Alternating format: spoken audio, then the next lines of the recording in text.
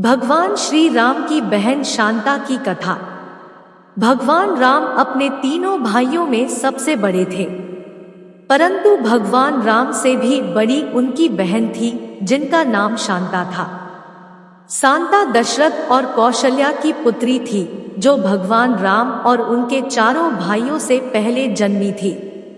अब प्रश्न यह भी आता है कि फिर पूरे रामायण में शांता का जिक्र क्यों नहीं किया गया? भगवान राम के बचपन के प्रसंग में शांता का जिक्र क्यों नहीं है? दरअसल शांता ने जन्म तो अयोध्या में लिया था, परंतु राजा दशरथ और कौशल्या माता ने शांता को राजारोमपद को गोद दे दिया था। राजारामपद अंग देश के राजा थे और वे त्रेता युग में राजा दशरथ के अच्छे मित्र भी थे। राजा रोमपाद और उनकी पत्नी का नाम वर्षिणी था, जिन्हें कोई संतान नहीं थी, जिस कारण वे हमेशा ही चिंतित रहती थी। एक बार राजा रोमपद और अपनी पत्नी वर्षिणी के साथ अयोध्या राजा दशरथ के घर आते हैं। वहां पर सभी परिवारजन बैठकर बात कर रहे होते हैं। तब उधर से राजकुमारी शांता आती है, जिस पर वर्षिणी का ध्यान जाता है। शांता की शालीनता देख वर्षिणी प्रभावित हो जाती है और वह करुण शब्दों में कह उठती है कि यदि मेरी कोई संतान हो तो भगवान करे शांता की तरह हो।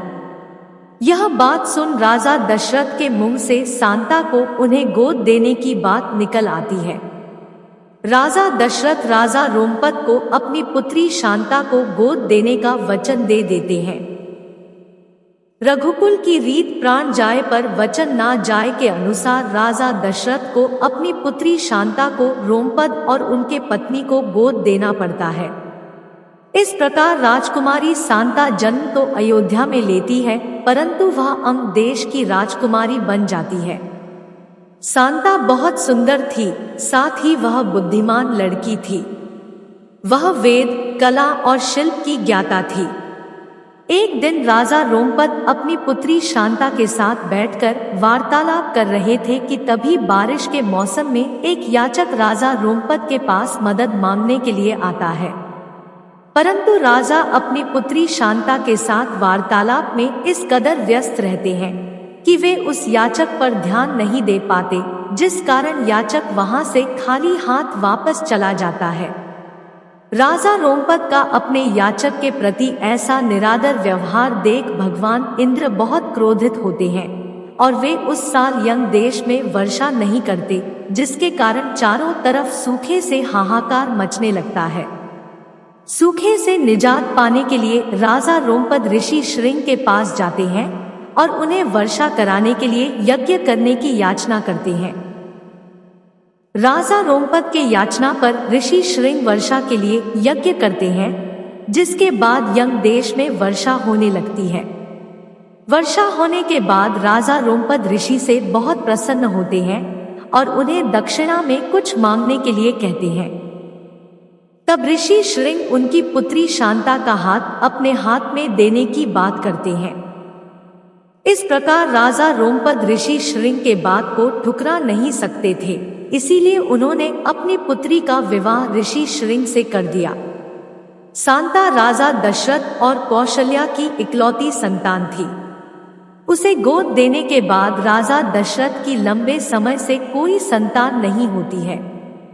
अपने कुल को आगे बढ़ाने के लिए राजा दशरथ को पुत्र की चाहत थी, जिस कारण वह बहुत चिंतित भी थे। इस चिंता से मुक्ति पाने के लिए और पुत्र प्राप्ति की लालसा से वे ऋषि श्रृंग के पास जाते हैं, जो एक महान ऋषि माने जाते थे। जहां पर वे पैर रखते थे वहां सूखा गायब हो जाता था और बारिश होने लगती थी।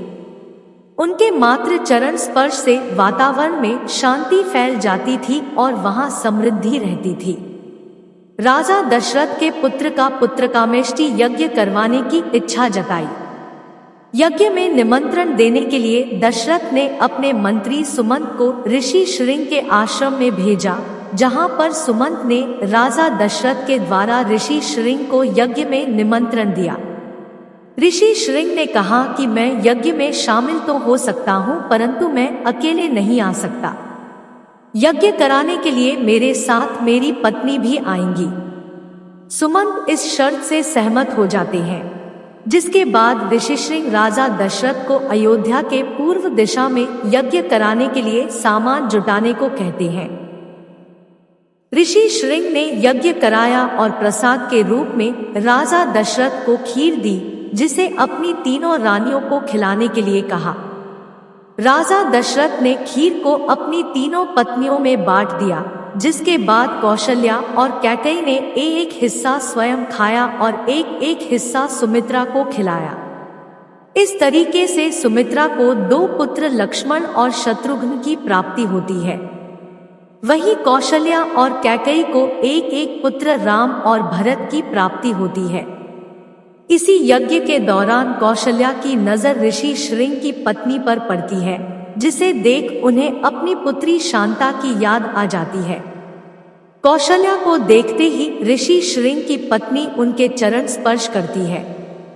एक ऋषि की पत्नी कौशल्या के चरण को स्पर्श करती है।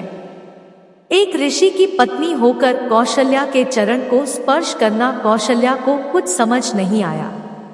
तब ऋषि श्रृंग की पत्नी ने कौशल्या को सब कुछ बताया और कहा कि मैं आपकी पुत्री शांता हूँ, जिसे आपने अंगदेश के राजा रोमपद को गोद दे दिया था।